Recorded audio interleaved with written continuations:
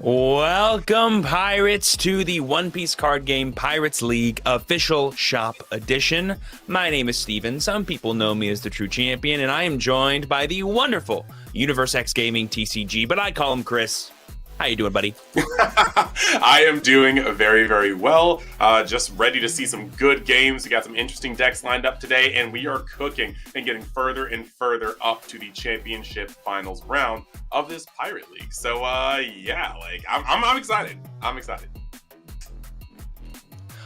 Absolutely great to hear that, brother. And obviously, today is going to be the final quarterfinals match for the Pirates League, which is going to be super exciting for people to watch. We have the match between San Diego and Cincinnati. They are going to fight to decide who is going to claim that semifinal spot on November the 15th. Yep, and you can see the schedule right there. We did have some very, very, very rousing battles that we have had in the past weeks leading up till now, and I think today is going to be no different. We are pretty much ready to go, set up, and we're going to have a very, very, very exciting match. The matchup so far is going to be a mirror match, starting off game one, so we are going to see these two decks go tit for tat and really, really show who's got the potential better mastery of the green-purple Luffy leader.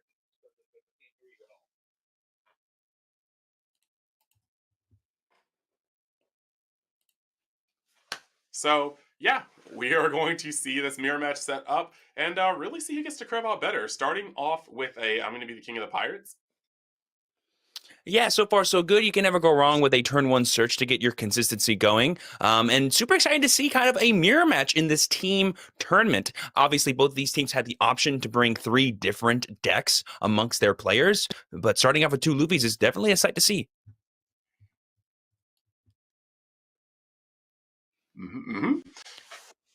Wyatt here going to be beginning with a searcher of his own. This one's actually a body in the form of the green Nami. Just being able to sculpt that hand to a consistent curve is going to be great, and we see him actually pick up the Zorajura. Always good to get these first few turns out of the way, maximize the consistency for both of these decks, as the mid-game king, green-purple Luffy, is known for sort of popping off around that 5-6 dawn turn.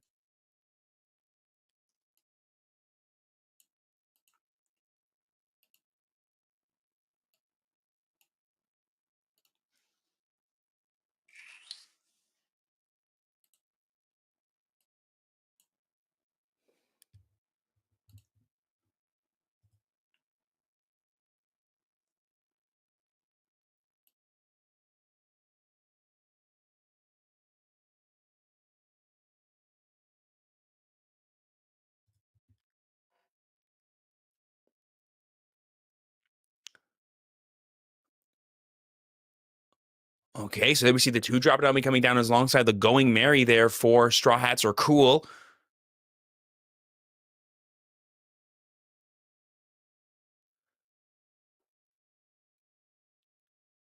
Going to be showing off the Sanchi and Pudding. That's going to be a really powerful tool in that mid.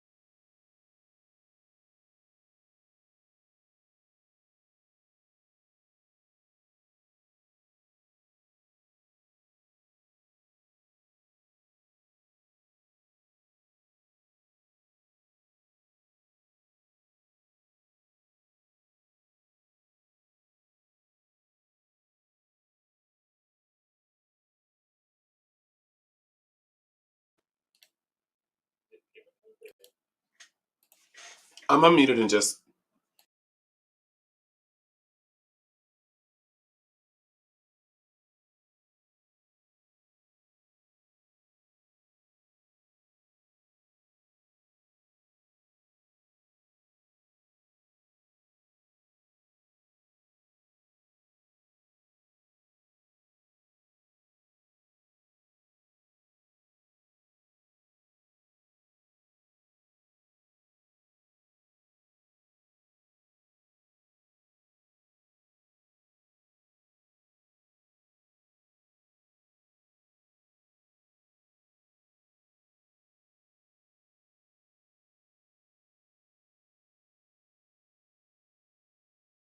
I see everything. Okay, sorry about that, everyone. I got a little bit booted out of this high seas call here, but as I was speaking earlier, those Sanchi and puddings are not coming down for both Wyatt and Straw Hats are cool. That's going to mean both their engines are going to get going here as the green purple players. We're going to be swinging with that 6K leader attack now.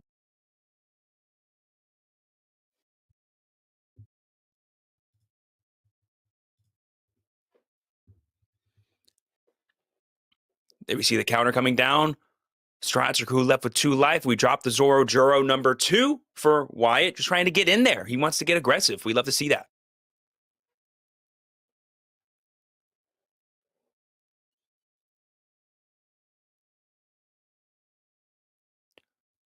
Locking in here, needing to make sure that he gets the right call here. I wouldn't be sad if I was him to see maybe a 6-drop Luffy here. That way we can just keep the aggression going on our end. Give Straw Hats are cool as little time as possible. And there it is, that 6-drop loop that I was talking about, enabling the rush capability from here on out that Straw Hats are cool always needs to take into account. But here we see them beginning our turn here. Can the champion of Cincinnati start here?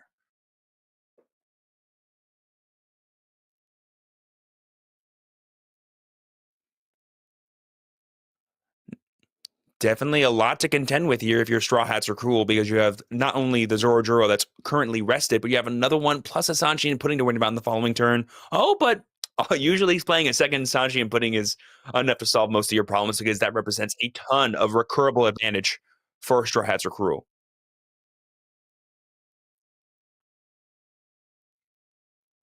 Just want to give a heads up too to everyone listening that UniX is also experiencing some of the similar difficulties that I did, but he'll be joining us again in just a moment. For now, though, you have to listen to my beautiful voice as we talk about this match here. We see the Going Merry being used here to increase the cost of Sanchi and Pudding by 2, the one that is most likely not going to attack this turn to maybe help it dodge any potential removal spells. Love to see that. Here we see that 6K leader swing coming in. I'm assuming at the Zoro Juro, but we'll find out once counters start flying. Or not. It's always fun trying to guess where attacks go in One Piece. You can never really know for sure until you see what the result of the attack is.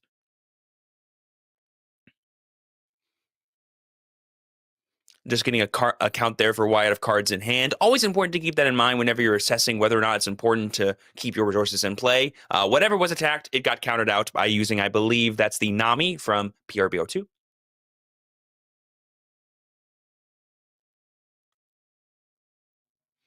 And we're debating, Astro Hats are cool, whether or not we are going to attack with the Sanji and Pudding. We are, and it's going to be going to the life. We're going to take it as Wyatt getting that extra card in hand.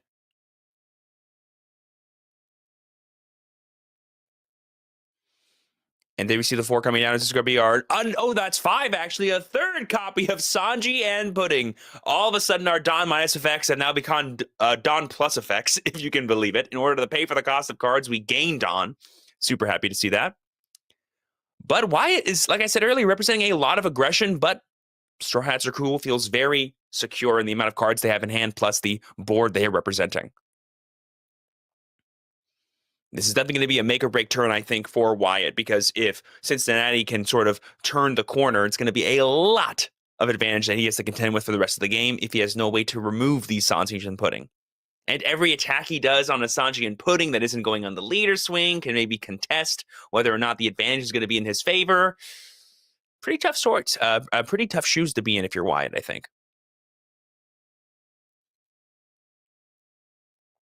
Here we see the player just getting assessment of maybe how much Dawn is totally available to both players.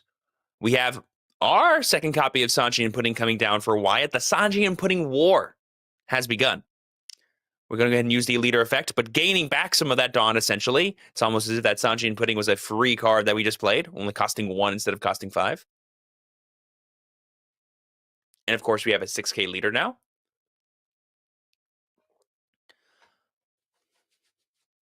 We still have access to that 6-drop Luffy that we searched last turn, but it might not be worth it anymore because I don't think if we're Wyatt, we can afford to just swing blindly at life here without maybe trying to contest one of these puddings. So here we see an attack here. I'm assuming it's at the Sanji and Pudding on Straw Hats or Cruel's side. We'll have to see, though. All right, well, that was only a, I believe, Usohashi, so it had to have been a 2K counter. So my assumption actually is that he is attacking life, I suppose. Trying to force as many counters out of Straw Hats or Cruel as possible. Get them down to 1 life, maybe. But with the Zoro Juror being giving a Dawn and swinging, that has to be at Pudding, right? 7 to 7 just makes perfect math sense to me.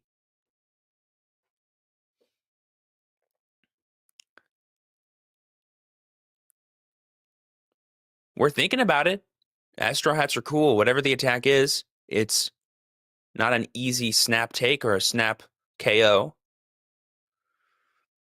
Yeah, this matchup is definitely going to come down to resource management, I think, for both of these players, because the engines that both players have established, whether it's an aggressive engine like Wyatt or just a pure advantage engine as Straw Hats are cool, gotta protect those. That's what'll make or break this game. Life doesn't matter really until the last one's taken.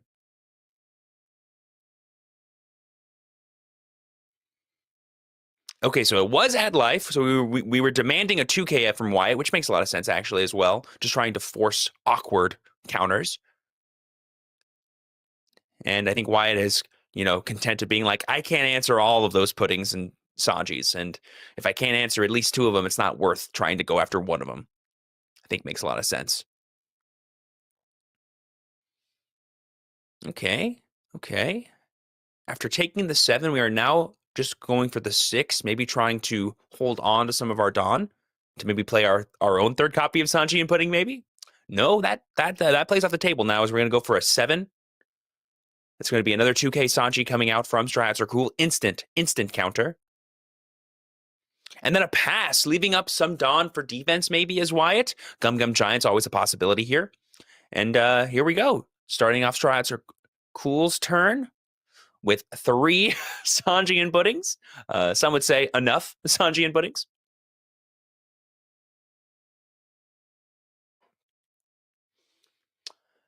But now we have a question as Straw Hats are cool, is how much aggression can we get away with this turn? There we see the 2-drop Nami from PRBO2. Going to be going looking in the top 5 cards for a Straw Hat. Going to be adding Gum Gum Giant to our hand. That is indeed a Straw Hat card, which is pretty crazy that we just added that card to our hand. Probably the best defensive tool in the entire game. Lets you Dawn -2, gain 4K. Discard a card and draw 2. Super strong.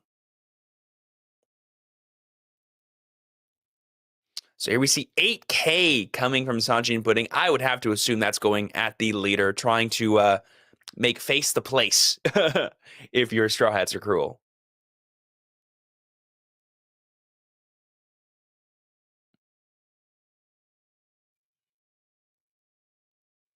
Debating here as Wyatt, maybe just doing some math here as to the potential other swings we have access to as Straw Hats are cool, now that he has more Dawn available to him to Dawn minus, quote unquote, and then really Dawn plus.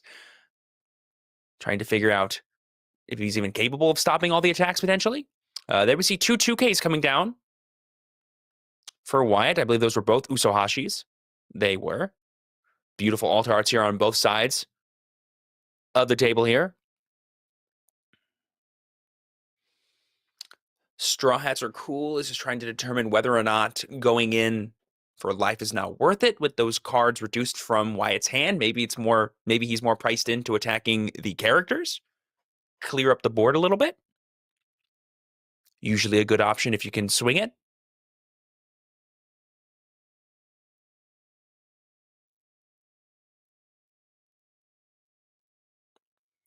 So there we see 8K coming from the pudding again.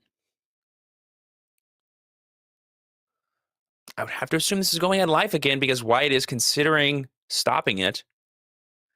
Going to 0 would be very dangerous here.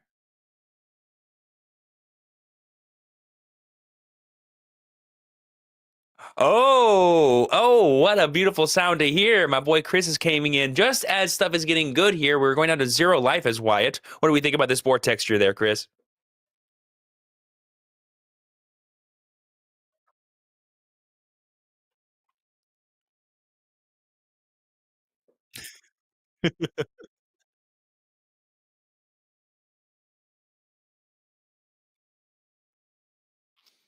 Yep, and now we're seeing Straw Hats are cool, eyeing up that beautiful amount of Dawn he just gained thanks to all of his Sanching and Pudding, which is nice. Oh, just wanted to give a heads up, guys, that even though I can hear Chris, it sounds like you guys cannot. No worries. He was just mentioning how powerful this Sanji and Pudding board is for both players, and I would have to agree with him. There is more than the maximum number of copies allowed of Sanji and Pudding in play right now, if that can make sense to people at home.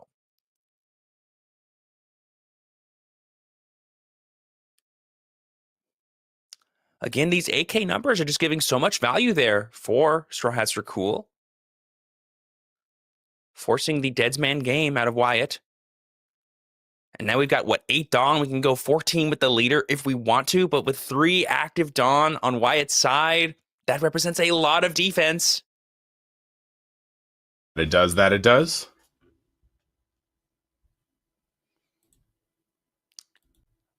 But here we see the other 8 coming out from Straw Hats are cool. My assumption is he's trying to pump the brakes a little bit here. Gonna demand some cards out of Wyatt, but not enough to really warrant going for game. I can respect that patience. You're the one with 3 Sanji and Puddings in play. You're the one that's on the aggression. Force your opponent to have a response to your board before you try to make a drastic play of needing to go for game.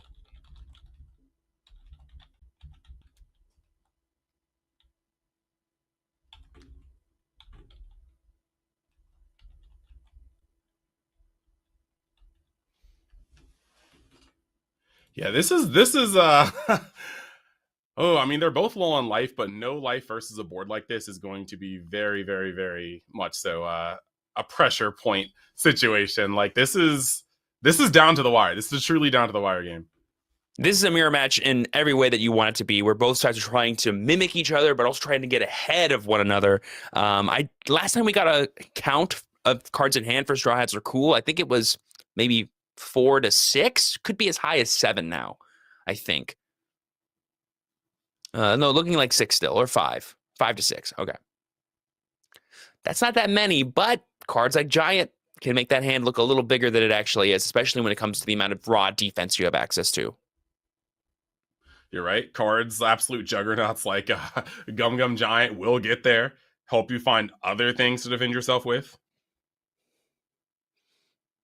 And if all you do are like small enough attacks that can be countered by like maybe 1 or 2 cards, that's more than enough cards in hand to protect yourself. But let's see. We have Wyatt starting off with just a 7K swing. I'm not quite sure where this is going. But no matter what, it's making Straw Hats are cool think.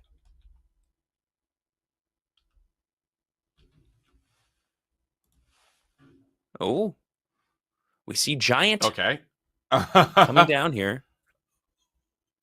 A whole lot to defend, but at the same time, like, what else are we going to do? Not. And when you think about it, you know, using a Gum Gum Giant on what was potentially just a 2K counter kind of is telling of, oh, maybe our hand is just event cards to counter with. And that can be kind of awkward too. So there we see that 6-drop Luffy we searched earlier. We're going to be replacing the 1-drop Nami to get it into play. And then it looks like we're going to be using our leader effect here to increase our power, activate 2 Dawn, and thanks to our Sanchi and Puddings, we're going to get 2 more Dawn activated. Basically make that effect mega free. Mega free.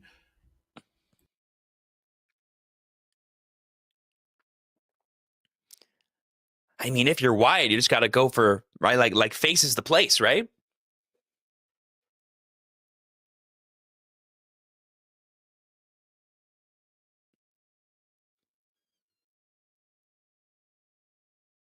Okay, so there we see the Dom being attached, and we're going to be swinging with that AK, with that Rush Attacker, and we're going to be reactivating it so we can attack again on this turn.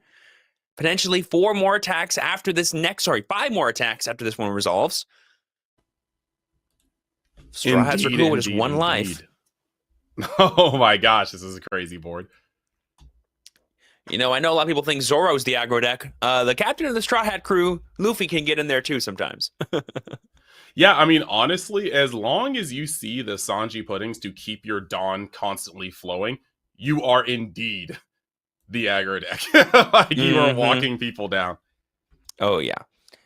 That's why I've always said that, like, Green Purple Luffy is the king of the mid game. Like, Dawn's 5, 6, 7, 8, those turns are so impactful. And if you have a board texture like both Straw Hats are cool and Wyatt, it just gets even crazier. So we're taking that life. We have 5 more attacks afterwards that we need to stop. Otherwise, the game is over. And that's a lot. Make no mistake. That is a lot to wade through.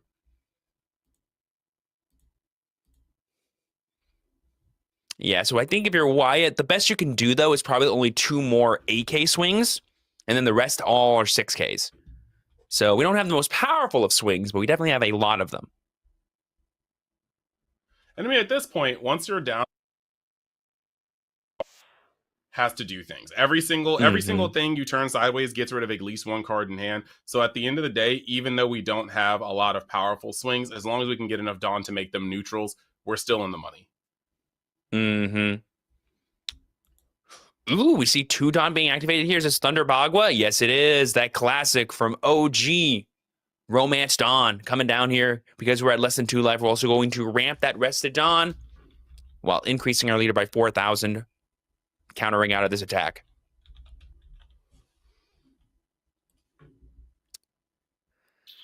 It's kind of like I mentioned earlier, like our hand might have been a decent size for Straw Hats are cool, but most of it was probably event cards, meaning all these attacks that are just big enough can really force some awkward situations from Wyatt. Sorry, from Straw Hats are cool. Wyatt is the one forcing those awkward situations. And for the people watching, I do just have to apologize for technical difficulties. Now I will be here to assist Steven in the commentating. Thank you guys for being patient. Oh, no. I got booted out too. The Grand Line waves are so rapid during the Pirates League that it's hard to stay afloat sometimes. But we're here and we're watching some awesome gameplay. And we are still seeing this defense come through right now. And this has got to be a make or break turn, because whoever doesn't win this turn is likely about to lose the following turn. Like, this is really like everything you got. Give it to me. And this is a really important moment here, too, because Wyatt noticed that the 0-cost event was discarded from Straw Hats Were Cool, which is actually another defensive tool that doesn't require any Dawn. And so Wyatt's thinking, if you're discarding that, how much more defense do you have? Yep. Every time, especially with these games where you are going to be discarding cards, where you are going to be countering, comboing, whatever term the game provides, it's all knowledge. What comes out of hand to defend what attacks are knowledge. When it's exacties, when it's an overvalue, these are all things that are telling you how hard you need to apply pressure or when you maybe need to back up. And now Wyatt is in a pretty tough situation where he does not have the luxury of potentially backing up. We only have 2 more attacks. The best we can do is 2 7K swings. We activate 2 Dawn for another Thunder Bagua. How many cards left are in Straw Hats Are Cool's hand? That looks like at least 2 to 3, maybe? It is 3 cards. Okay, the 7K swing for everything? And there it is, a 2K right. Sanji. And that is, you see that happen immediately. You saw the smile. You saw the smile come from him because he knew once that attack didn't go through, yep, it is his turn to sit here sweating, taking attack after attack after attack in hopes that he can actually get back into the game the next turn. But this could be the last turn of the game, guys. We are watching what could be the last turn of the game. Right, because unfortunately, unlike Straw Hats Are Cool, Wyatt has 0 active Dawn right now. He used all of his Dawn on his turn to try to go for a game shot. But now, Straw Hats Are Cool is going to be bringing down the 6-drop Luffy, basically getting all that Dawn back by giving it Rush, using our leader effect, swinging 8K. Now we're the ones with 5 attacks after this one. Yup, and Straw Hats Are Cool is 100% feeling in control here. Look at how confidently he's swinging in there. And that's it right there. That was it right there. I cannot believe 5 Sanji and Puddings got played during that match and how unbelievably strong they were throughout, basically turning the leader effect into a free effect and then some. Yeah. Well, like, honestly, that's how I think you like to see it. When you see a mirror match, I think one of the most disappointing things you can see is that one person curves out well and the other person curves out none. And we saw right there both players getting everything they needed, everything they wanted, and it was really just a battle of both decks firing on all cylinders. And that's what you want to see from a mirror match. No blowouts, just down, pound for pound, slugfest. And yeah, we got it. that was intense. Both players down to the wire. Yeah, and you want decisions to matter. Like, Wyatt maybe could have taken a more passive line here on that turn right before the last one and going, but I'm smelling weakness in the water, you know? If this is my opportunity, I'm going to try to go for it. And I really commend him for doing so, but he just couldn't get there and stick the landing. And then we were able to turn that corner as Straw Hats are cool and get the win and earn Cincinnati their first point in today's Pirates League quarterfinals. Again, you got to get 2 points at least to win and advance to the semis. But don't worry, folks. Even if maybe Cincinnati sweeps and gets that 2-0, we will still show you the third game so you guys can watch it at home for, of course, the entertainment value. But hopefully, for the ratings, for the story, for the plot, we are going to see a 1-1 finish for this next game and then go into the tiebreaker where all of the chips are on the last person. So yeah, we're gonna get ready for the second game. Thank you guys for watching and being patient. Remember, guys, while you're here, like the stream and subscribe to this channel for more Bondi card game action. And we are gonna throw it to break real quick. All right.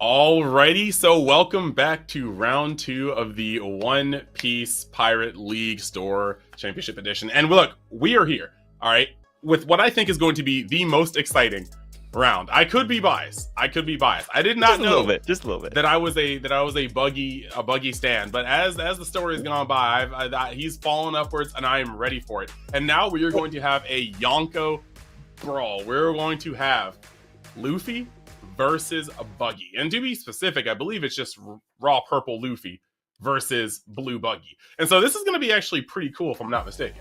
Oh, actually, yeah, wait. I think it's purple black. I think you're black. right. It is There pure Yonko Luffy. No, you are so correct. It is Yonko Luffy. The Battle of Set 9 is happening in front of us.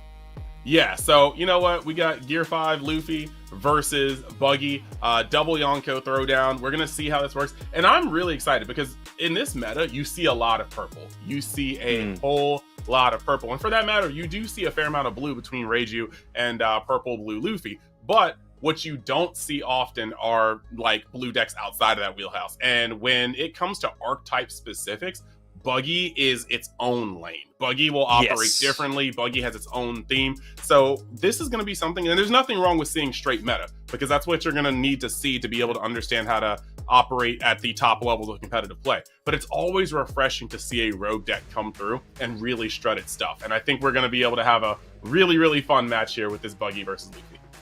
Yeah, and I've personally never seen Buggy play with any of the new starter deck 25 cards that came out for the cross-guild archetype. So I'm really excited to see how that maybe can add to its ability to kind of have longevity in the late game, because that can be kind of a frustrating thing about this deck is that, in the early to mid game, you can flash out a bunch of really powerful characters, but in the late game, you can sometimes peter out. So I'm really excited to see how those new higher costed cross-guild cards can make this deck even better. But yes, just double checking here. I believe that is the purple black Luffy down there for Spike representing San Diego, and then up top we have DJ representing Cincinnati playing Buggy from OP09, and he's even got the red nose. I was about to say, he had the tongue out like he's Jordan. Look, there was no doubt in anybody's mind on who was playing Buggy, unless you know, this is some kind of meta commentary on who's a clown.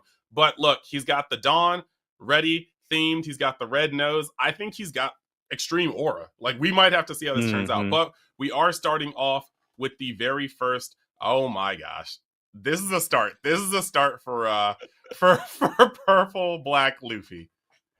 We're going to be using the Black Maria there to go ahead and get those free 5 rested Dawn. This could be pretty powerful because we do have really strong Dawn minus abilities as purple black Luffy that can basically turn this into not returning. I think we would normally return 5 or 6 at the end of the turn, but now we'll only return like 3 or 4, I think, is going to be how it's going to work, which will be really exciting to see. He's basically using Black Maria as a ramp tool, which is pretty sweet. Yep.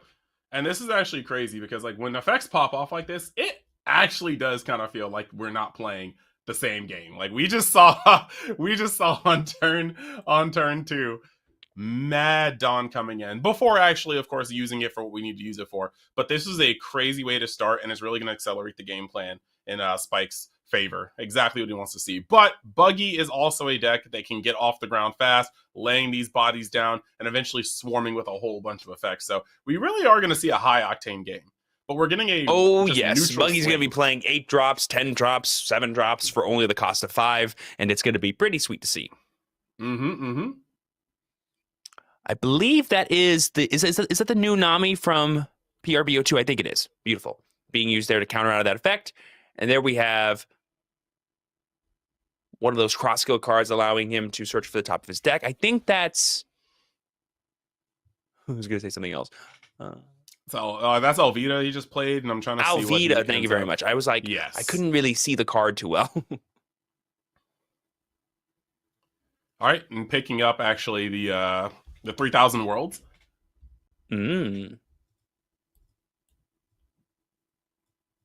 Very interesting to see kind of the potential removal suite here from DJ. Blue's always been known for having some of the best removal in the game, as that it's non-KO based removal, just usually bouncing to the hand or bouncing to the bottom of the deck.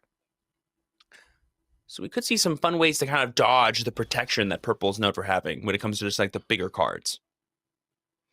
Yes, and later in the game, if we see the promo Buggy coming down, we'll see some protection coming through. Actually, not the promo Buggy, the crocodile. The crocodile. Crocodile Mihawk, the 8-drop, right? Yeah, Well, we'll end up seeing some protection of his own. These boards can get pretty sticky, but we're seeing black purple Luffy start to go through. We got a Nami coming down to try to sculpt that hand as per usual, and actually picking up the black Nico Ooh. Robin. Very cool. That's like the fun thing that this version of the deck gets to play is all the really powerful black Straw Hat cards that we've had throughout the years.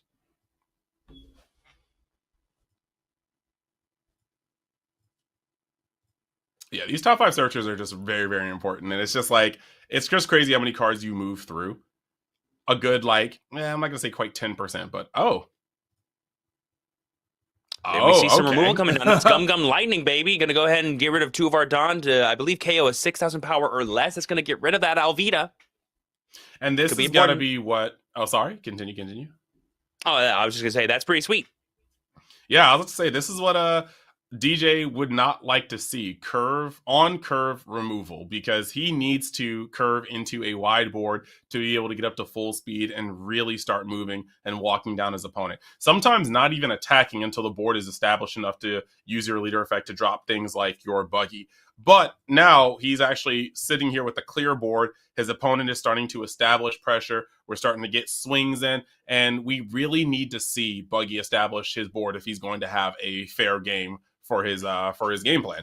But yeah, that's gonna be hard. Purple is one of those colors that does have removal, and so he's going to have to contest with whatever his opponent is able to draw. Especially when that removal essentially advances the game plan of the black purple deck, just being able to sort of, make that Dawn -2 effect really a Dawn, a Dawn +1 effect, because you essentially get both Dawn back, but one of them becomes active, one of them's rested. It's really cool. We're getting a completely just neutral, just naked swing from Buggy, which just telegraphs that he does have cards to play this turn. He's not allotting any Dawn to his leader swing, and it is actually taken by Spike, which could just be him fishing for more cards. But, taking that 4 right now, you're in a pretty safe position. Buggy does not have anything on him, and we're actually seeing a Sables being discarded and a Dawn being, I believe, sent back to the Dawn deck to play out the Crocodile Mihawk.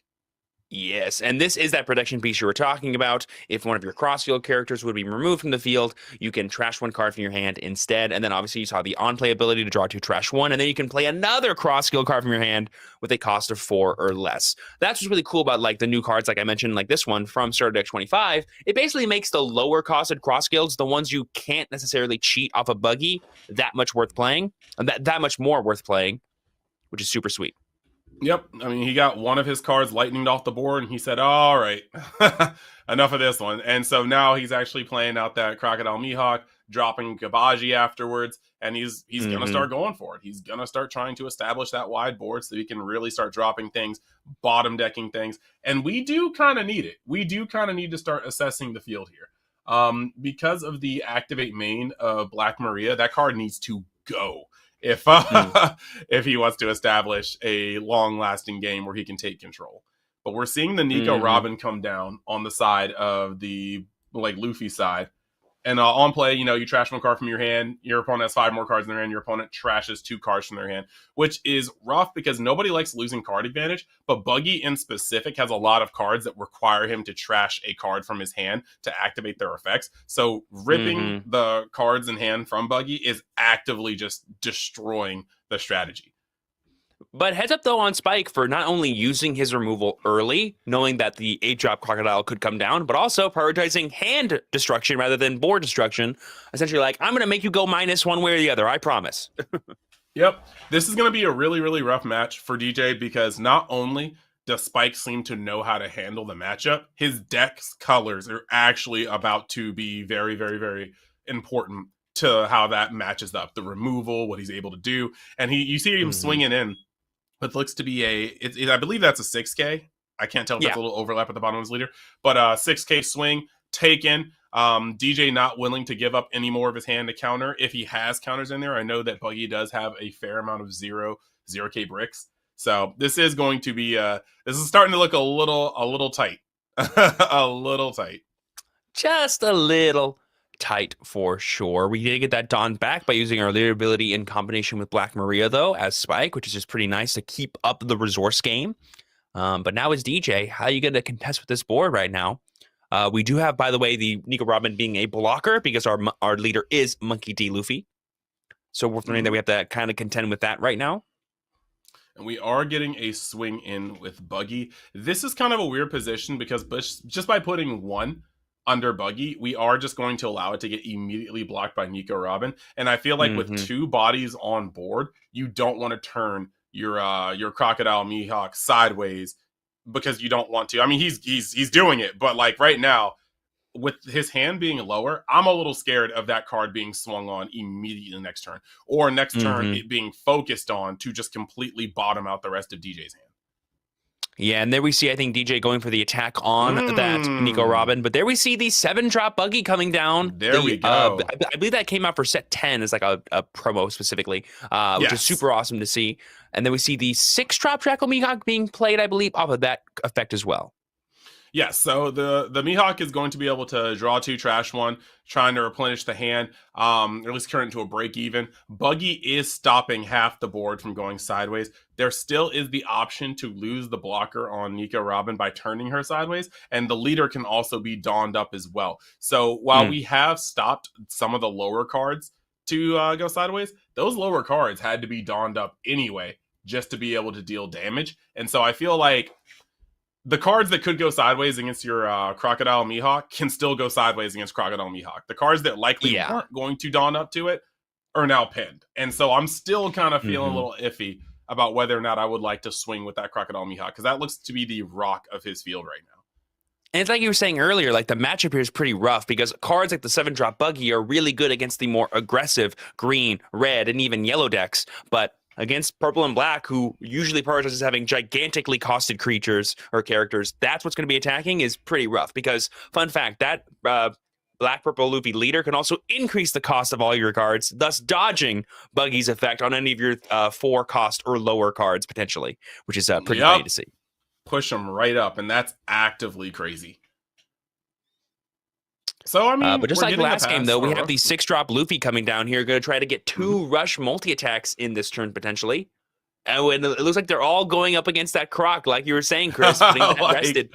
It's in danger now. That's scary. Whenever, I mean, most players that understand how these games work with hand-based defense, such as counter or combo, you know that when your opponent leaves like a juicy bait out, you can exploit that hole and end up trying to pull cards out of their hand. Now the question is DJ just being super big brain and trying to protect his life by offering up a target he knows he can likely defend, or was this just an honest to goodness odd play that left his Crocodile Mihawk open? I guess only time will tell since we can't see the hands, but if this Crocodile Mihawk dies this turn, I feel like that was a huge misstep in terms of advantage and field presence.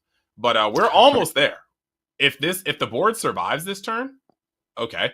If the board survives this turn, then we should be able to see a Buggy come down and start really bottom decking things. But we already got the Kabaji going to the trash, and so now we're sitting here kind of looking at next turn he would have to provide a body and use Buggy's effect. Really heads up interaction there from Spike, by the way, activating Black Maria's ability, even though you already have your full max of 10 because of the effect putting 2 back. That'll then trigger the leader ability to give you those 2 back, but leave one of them active. So that way you can spend all your dot in one turn, but still end on 1 active during the end step of the turn. Really awesome to see. Yes, sir. Yes, sir. And this is just showing that Spike does know how to pilot his deck to a T. It's little interactions like that. They may not come up all the time, but sometimes just that 1 or 2 times it does come into play is all the difference in terms of momentum and what you need to do. Mm-hmm.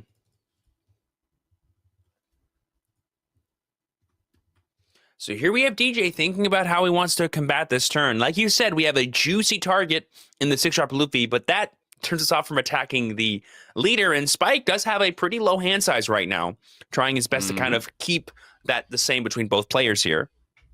Yeah, his onboard pressure is astounding, but at the same time, yeah, you're right. His hand is very light, and this next turn is going to, like this turn from DJ is likely going to do a lot. Now we're starting to see cards getting donned up in order to swing, and that by far is scaring me. We're going to use the effect of well, actually, no, never mind. We're just hard casting We are hard casting here, and now we have it. Now that we have hard casted that Moshi, we are going to trash the card. We're getting the 10-drop buggy. The 10-drop buggy is getting rid of the biggest threat on the board. And now we have everything we need on the board to start really trying to turn stuff sideways and push. Once you get that buggy out, he's out.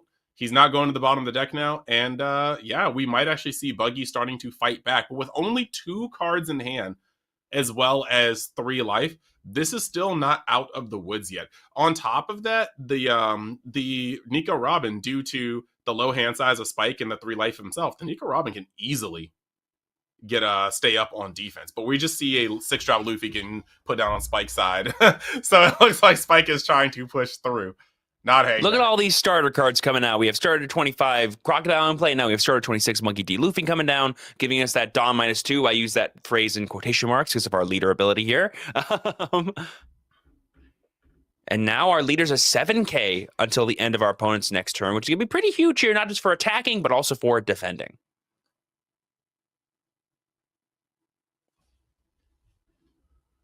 So, and I do kind of want to commend DJ's sequencing last turn, you know, playing out that 4-drop and then going into your 10-drop Luffy's, 10-drop Buggy, so that way you could have 5 characters in play to keep it around. Super nice to see. And we have the Nami attacking, but is it currently... Oh, no, sorry. Buggy only stops 3 or 4, not 4 or less. Forgive me. Mm-hmm. So that Nami can attack because it's currently a 2-cost card.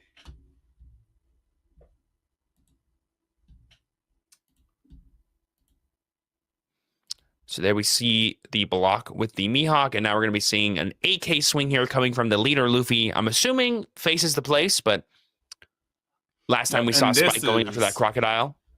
Correct. And this is good sequencing because he attached the Dawn afterwards just so that the Nami could get under Buggy's effect. And then he attached the Dawn to his leader, of course, get that swing in, making sure he's maximizing the most out of his board. Now, this is telling, though, because we are already seeing that outside of him playing the Luffy, he doesn't have much to do with the rest of his Dawn. Yeah, and now that we're both going to be on 10 Dawn, I think the song and dance of Black Maria is over to give us access to any more. Plus, we've already used our leader effect this turn, so we're not going to be able to use it again. So the resources Spikes has is all he's got. But we're all going to see him attack with the Nico Robin, getting in there with the blocker.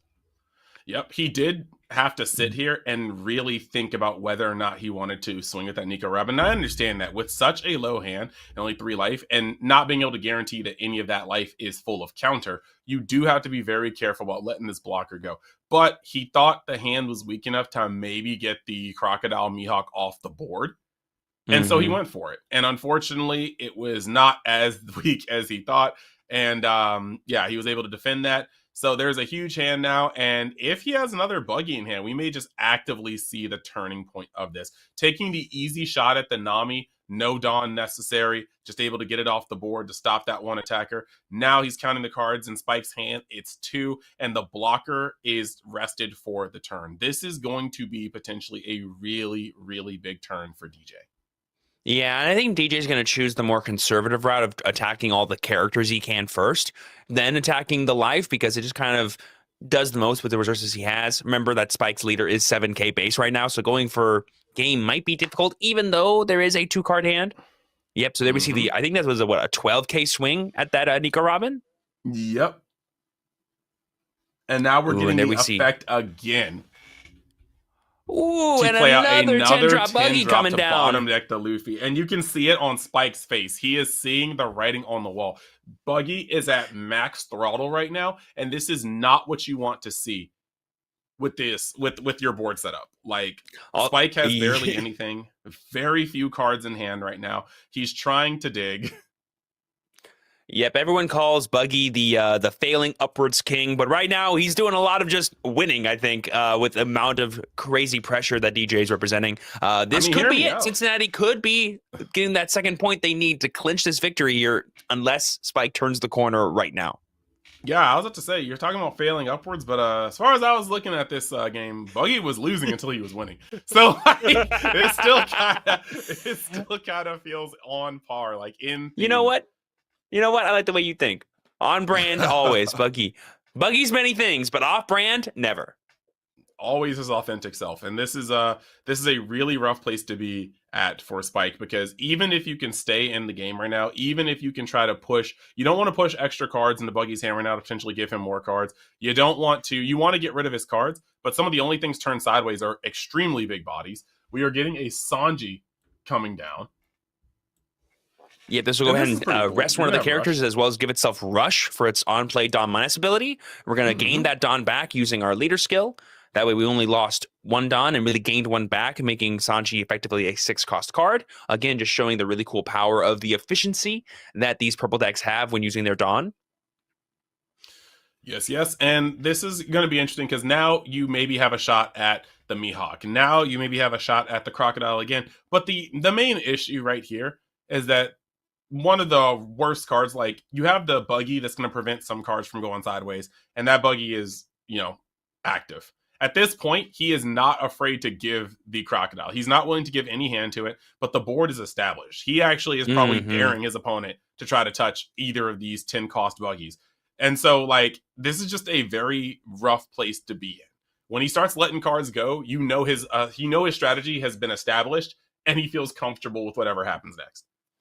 Yeah, and a lot of the removal in purple is power based, and so something as strong as a 10-drop Buggy is just essentially invincible, even if it's turned sideways, because I can counter out a 10k pretty easily.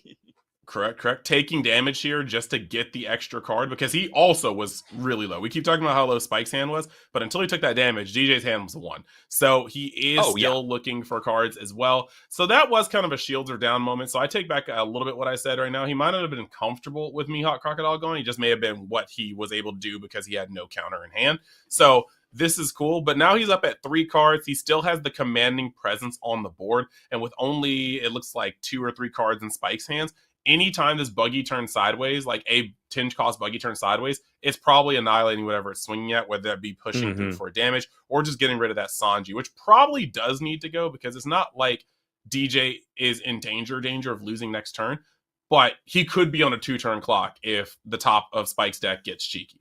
So I could fully understand at least wanting that Sanji to go, as it is happening right now, to make sure that we don't get any backdoor game victories. And now we're seeing DJ's in no rush right now. Oh yeah, seeing a donned up Buggy coming in to try to swing for 6k, and we're actually catching the Judgment of Hell, which is going to be great for the rest of the field, at least trying to lower stuff down. But with a hand as small as Spike's, I'm not sure if the minus from Judgment of Hell is really going to save him from getting slung off by some of these bodies.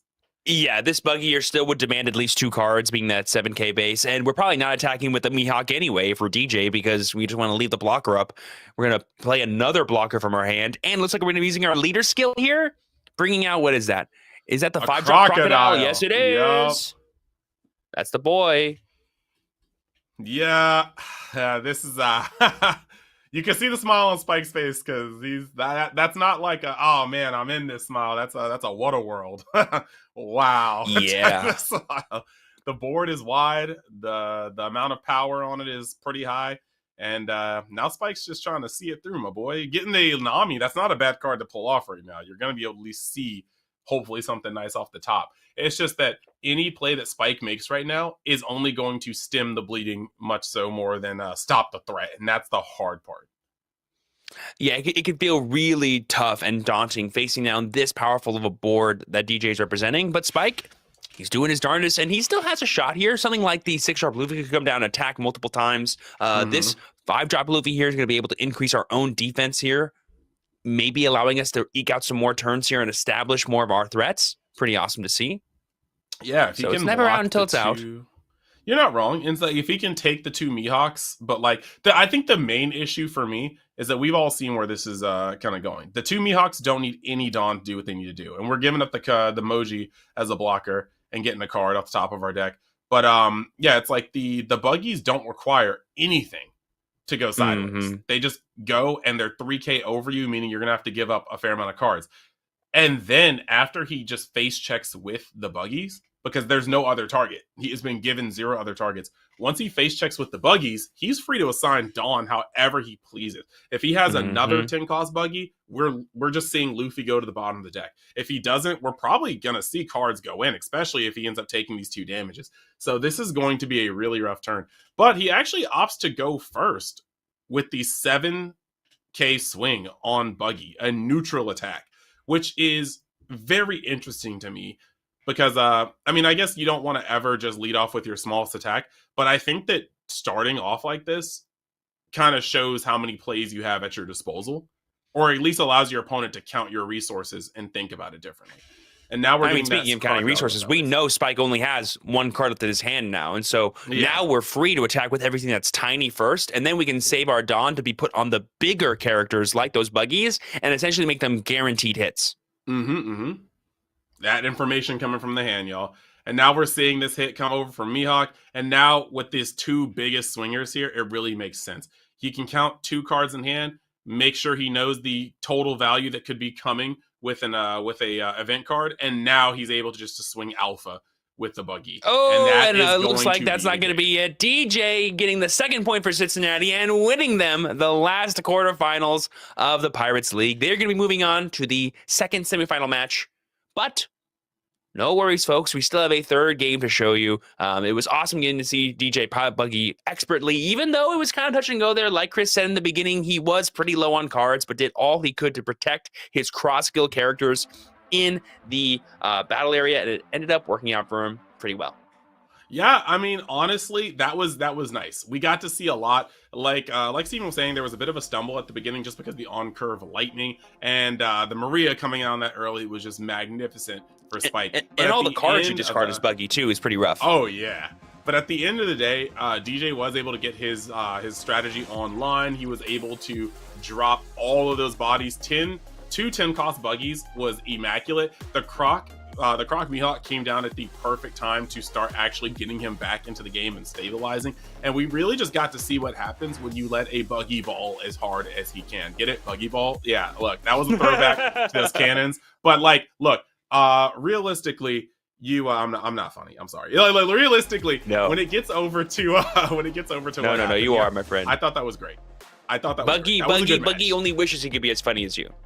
But no, like that was cool, and we got to see an off-meta deck really go in, or who knows, maybe going to this format that will be something that blossoms a lot more. But realistically, from what I feel like, Buggy is one of those decks where if your deck is more focused on pressure, if your deck is more focused on like controlling the board and not hard removal, you're gonna have a harder time with that deck, because all that deck needs to do is play bodies. You play bodies, and eventually you're going to overwhelm the board and take control of it. So it was good that his opponent had access to removal, but it just did not seem like enough to stop what Buggy was trying to do. And like you're saying, once 2 10-drop buggies come down, it can be pretty rough to sort of stabilize, especially when your board is usually getting removed by those buggies as they come down. Yeah, I'm gonna keep it a buck with you. In the game of One Piece, once any 2 10 cutoffs come on the board uncontested, you're probably like, you got the Kingdom Hearts siren flashing for red health. Like, that's just the clock is ticking once that happens for sure. Yeah, it's a little scary. Like, not many cards can just come down and answer a fellow 10-drop. It's very few and far in between. But yeah, we do have one more game left, and this one may not be for the right to move to the semifinals, but it will be for the honor of not getting swept, which is fine. At the end of the day, everybody who comes here is a brave pirate warrior of the sea. You are duking it out on camera for everybody to see. It will be immortalized online. So you really just got to give it up for everybody that shows up to this event ready to brawl. And I honestly, I respect everybody who competes. Like, I'm a competitor myself. I love it. And realistically, this match, even though it doesn't have the weight of advancing on it, I think it still actually has a lot of weight personally, because you do want to just get out there and show that, hey, I won my game, or hey, I still gave it my all, or our team's not backing down. We still have one more game to play, and we're going to show you the best we can. So, and as someone who plays in team tournaments a lot, having the honor of saying, guys, I carried you. What'd you guys do? That's also fun. To turn around and be like, guys, what are we doing? That's also, hey man, if you just let me play first, our last opponent's going to be fighting for. Yep. So, yeah, we're going to take it to break, and we will be right back with our third game.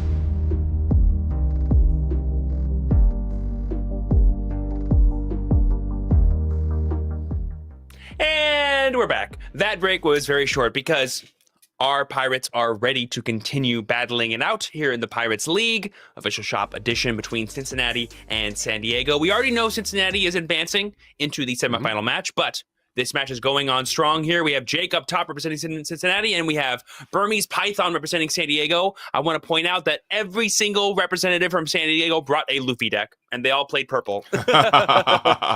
Wild. But I also think it's pretty crazy that right now we're getting that Yonko versus Yonko Commander 1 matchup right now. Not Yonko Commander 2. I'm sorry, guys. I'm a Zoro No stan. Sanji love over there. Team Zoro, Team Mosshead. But realistically, this is going to be really cool.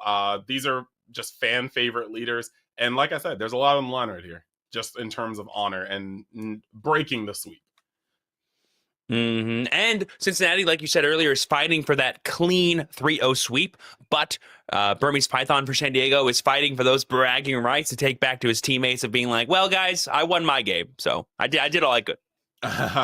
Awkward car ride home. No. The jokes aside, Zoro started off with the Perona on curve, getting their search.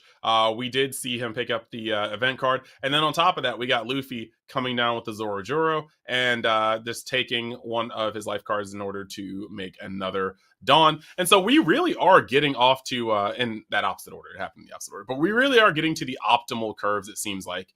But Zoro was just going into a singular swing, donned up 6, it was taken, and then we're now getting the another Perona search. That damage being taken is great because Luffy is kind of limited by how many times he can use his ability, and if you can shoot too much damage into Luffy, you might only lead up to resolving his effect maybe twice.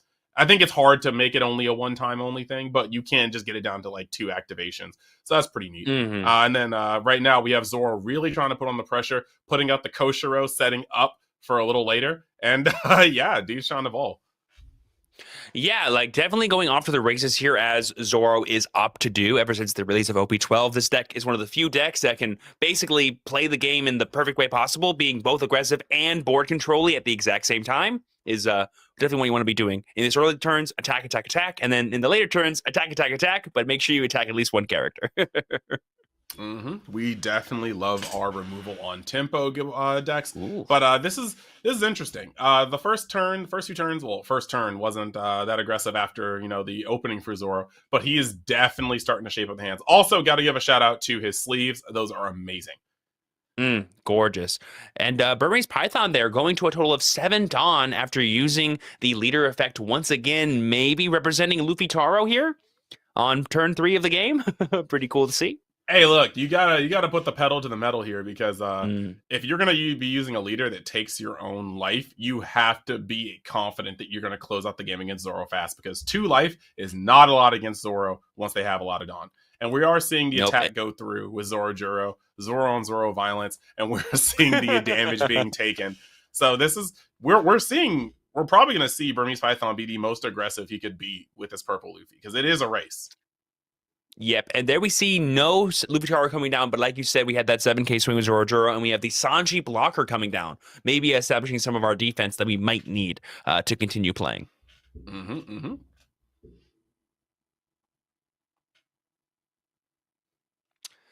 Just deciding here from Jake what the best course of action is. Yes. Right now, our board is a bunch of weenies and Zoro. We're getting but a there we fairly see thick the play from Cavendish. Everyone's favorite 3-drop. Cavendish coming down here. Very, very, very strong. I mean, with a turn like that, with nothing if it was Luffy Taro, that would have been one thing. But we are actually seeing the Sanji blocker come down. That means a rather defensive passive turn, allowing us to set up with an equally set up turn, playing down Cavendish, but also a monstrous 8k swing from Zoro into the Zoro Juro. He said, that math was definitely mathing for Jake there. Basically, pay the 3 for the Cavendish, put the 3 back onto the Zoro, swing 8k twice. It's a good time. We are going to have that eat the blocker, though, as Burmese Python to make sure we can maintain a little bit of our life. Insane, too, because you had him in one turn while making forward momentum and playing Cavendish. We have him wiping out the entire board from Luffy. This is not what you want to see, because right now like Jake has the momentum and the board status. Like this is 100% his match to win at this very moment. But we are pretty much at max dawn, and so like Burmese Python could surprise us.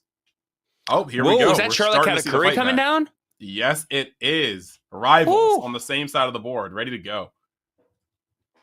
Famously, this card was choice restricted when it came to using blue purple Luffy, but Sapphire purple Luffy, you can play this card in any combination you want.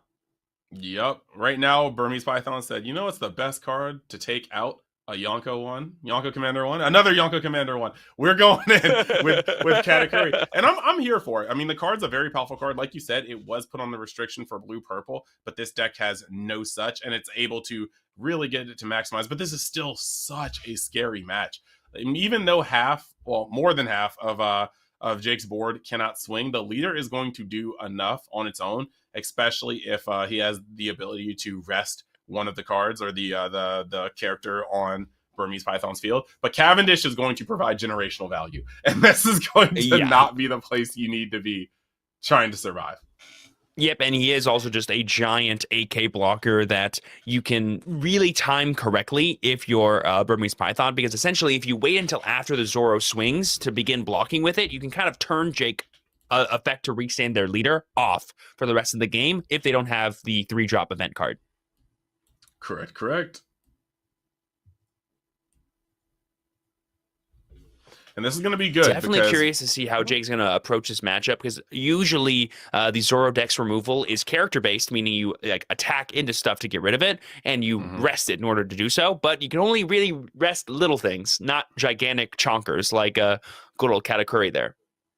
Yep, and I suppose one of the best things he can do here, if he doesn't have a body to play, you just dawn up hard and you swing. Because if he blocks, the attack target is changed. There is going to be the forcing of him taking cards out of his hand to protect his blocker. Otherwise, he loses his board again.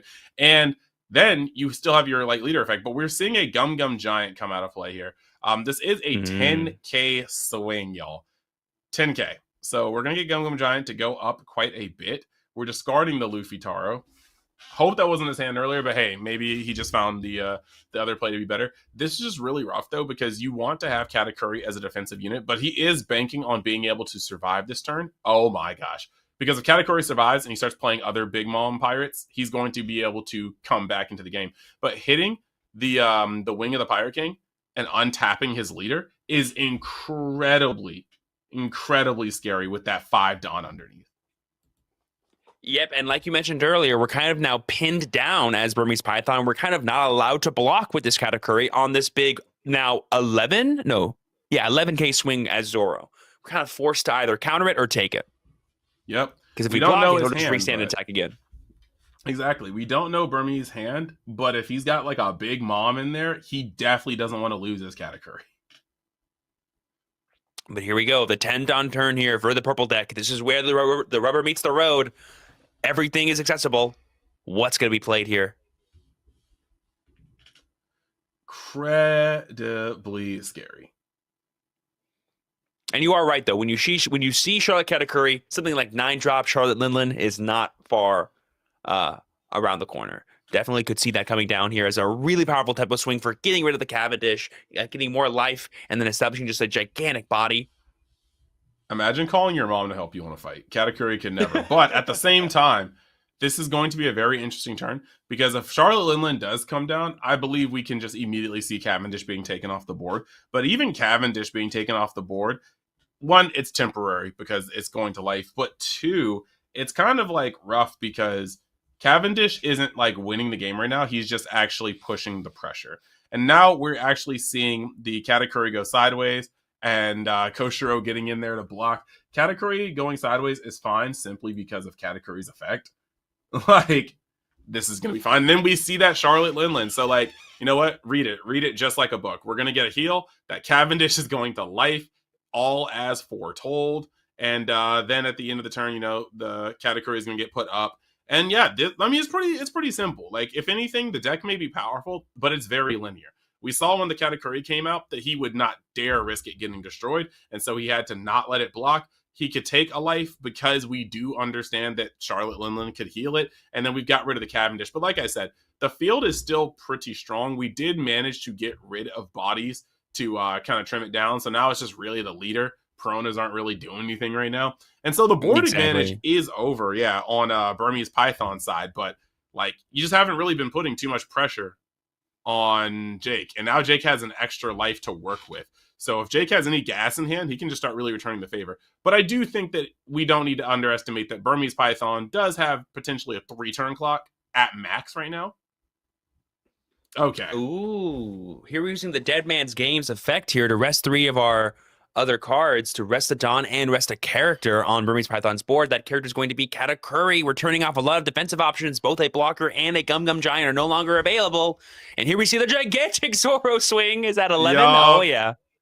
Gigantic Zoro swing on the Katakuri. You already know what time it is. He said, show me. Really low. He said, let me see what you got in hand. And this is the best play because he didn't expect to kill Katakuri this turn. But what he is going to do is ask you for 3 cards, 2 to 3 cards, and then give you 1 back. So, I mean, you get the little rebate, but now you're at 1 life versus Zoro.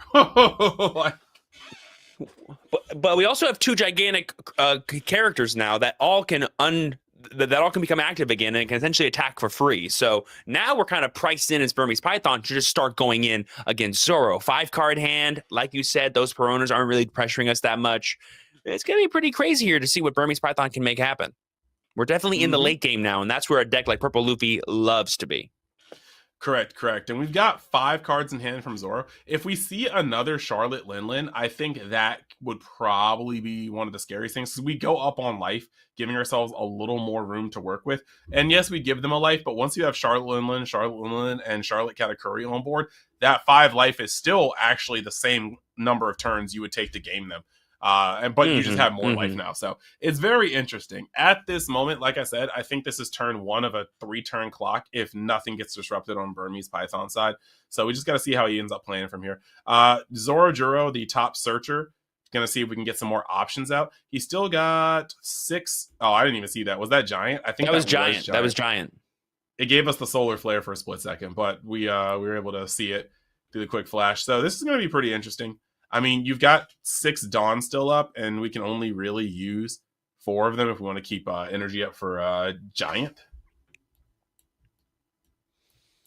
I mean, that's still going to be plenty, especially if you want to like get more value out of the leader swing here by swinging for 7, maybe forcing a card to come out of life here and then going 8-9 could be pretty good, or going 9-9, then play a 2-drop or something, or just leave up 3 Dawn total. That could be really good here as Burmese Python to play around the potential of like another Dead Man's Game. Lots of stuff to think about for sure. There we see the 0 cost option. Going to go ahead, get that 3K bonus. Yep. Counter out the effect. Yeah, you just really need to defend because essentially, I think that Burmese understands that he's got 2 turns. At this stage of the game, he's got 2 turns unless he somehow starts healing before he's gone. And actually, if the board starts building, if Jake starts playing bodies instead of just putting everything under his leader, he's probably got 2 turns no matter what he does. So the onus is on him to really start pressing into his life and trying to make this a 2-turn game for him instead of a 3-turn game for him to win. And so you can see these cards getting really aggressive. Katakuri going in for some damage. Why not? It's going to untap. Big Mom going in for some damage. Why not? It's going to untap. Zoro Juro on the field for now. And this is the part that really gets into it. Because when he ends his turn and untaps with 4 resources up for Dawn, I just cycled through 3 games. I'm so sorry. With we love it. With 4 Dawn up, he's going to he already showed you the Gum Gum Giant. You have to wonder if he has another one in hand. You have to wonder what his other defensive capabilities are. 4 up is a lot. And the fact that he didn't put any Dawn on anybody, despite wanting the damage to go through, you have to think he's probably got some options in the bag. So now you're sitting here at what used to be maybe 2 to 3 turns. And now very much so, you are looking at what could be a death on next turn game. That Cavendish is there, so you already have known value for what he's going to be getting. We're seeing the Tashigi come down. And we're seeing 3 energy getting put under Zoro, setting him up to put in work. And because that Zoro Juro is now on the rest position, we are now going to just see him punch. And with 1 life, you just know it's likely that Burmese is not going to defend that, because anything he drops from his hand to defend that is going to be a card that he can't defend life with, or potentially one of his huge cards with later. So we're getting a massive swing at Zoro just to make sure it goes off. That gigantic 10k leader's coming down, and we are very sneakily keeping 3 Dawn active so we can activate. Luffy will become the king of the pirates to restand our Zoro. We're going to swing with it again. We do have the option to restand using our activate ability because we attacked a character this turn. This could be huge. We're presenting 2 10k swings, potentially trying to go for that game shot. Will it be enough? Yeah, bro is out here testing hand. He literally give it to me all. And this is the really scary part, because at this very moment, if Burmese cannot provide a rusher, he's got 3 attacks.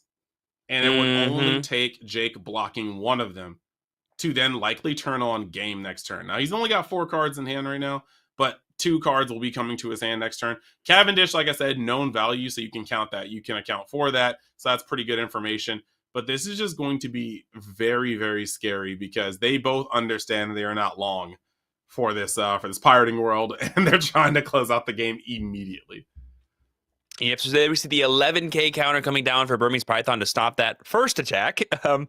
And we could see the block here with Katakuri to get a more favorable interaction to stop this next 10k attack. Yeah, you know that there's not many cards left. And we're getting the last attack of Zoro coming right now. So, you know, it's easier to protect Katakuri's base than it is Luffy's base. And so I understand if this is the point where you block and then combo.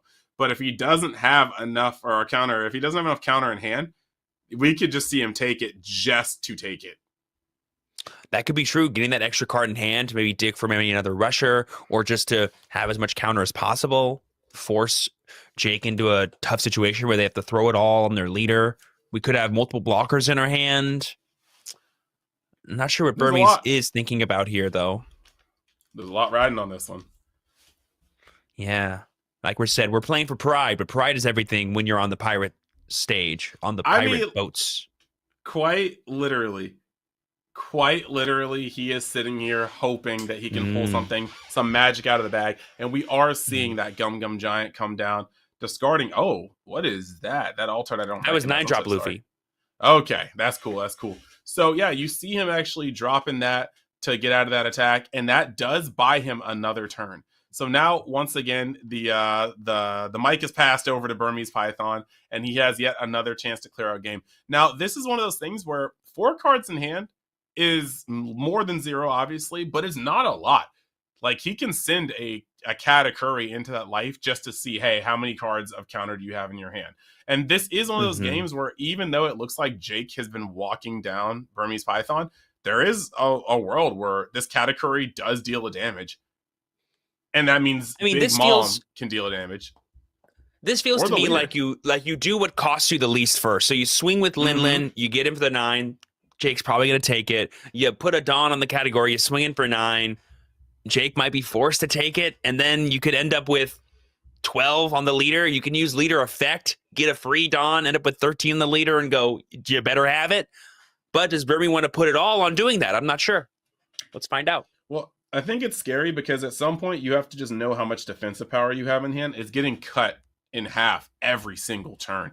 So it's like, even if he doesn't want to put him on the you better have it status, this might not be a game that goes more than another turn. So he might just have to put him on you better have it status. A clean check for 7. With a hand this low, if he has a 0 cost like he had in hand before, that just clears it, but it does cut half the hand.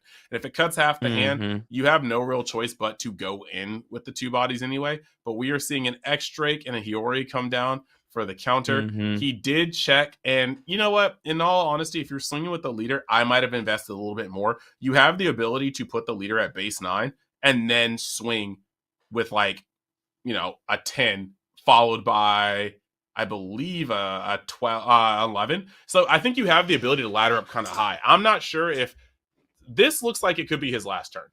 And if it's his last turn, I'm just not sure about the 7 going in. But we shall see, because we don't see the hand. We don't know what plays he has in store. So there we see the 3-cost Zorojuro coming down. That's going to be the 4K one. Oh, is that Usohachi or Zorojuro?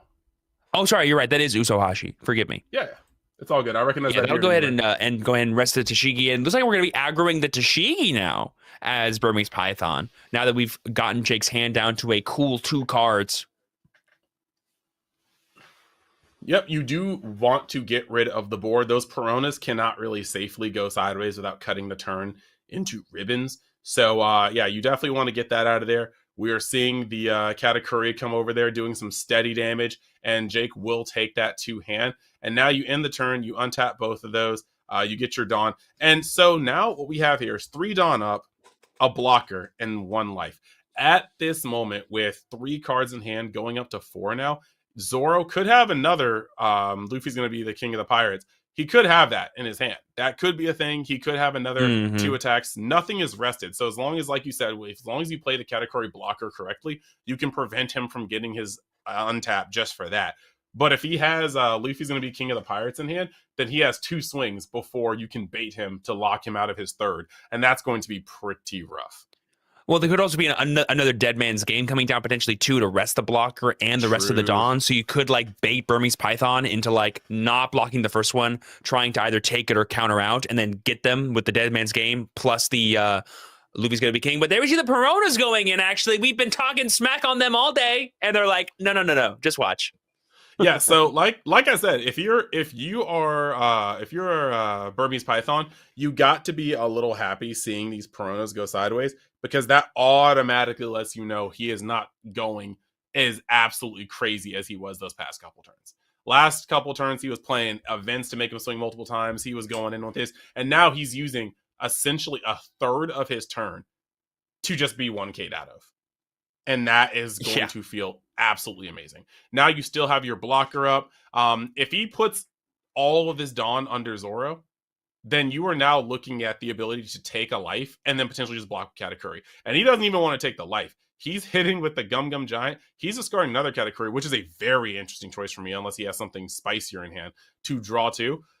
Look, he's trying to take this game over. And the funniest part is, depending on what counter is in Jake's hand, this might be over for Jake.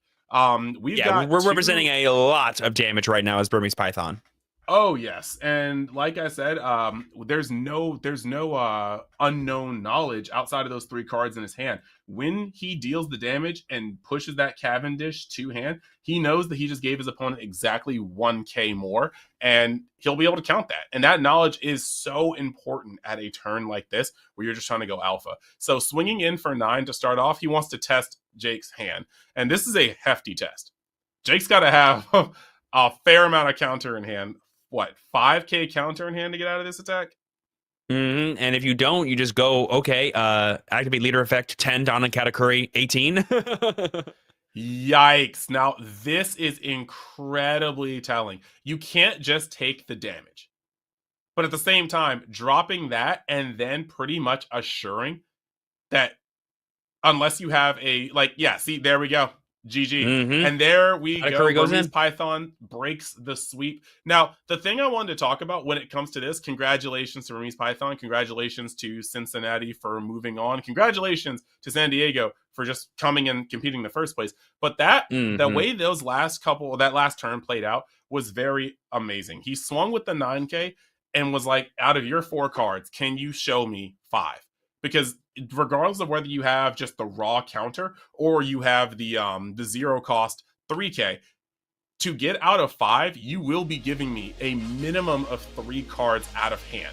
And if you give me 3 cards out of hand, I now know that you can no longer hit me with another 0 cost, and you have no Dawn. So I know that the only thing you can do at most is drop a 2K. And this is like harkens back to me going off and ranting in a video about magic numbers. That was countable right there. You swing for 7 because his only option is to drop a 2K. 7 clears that. After you do the 7, he can at most have a now 3K in his hand.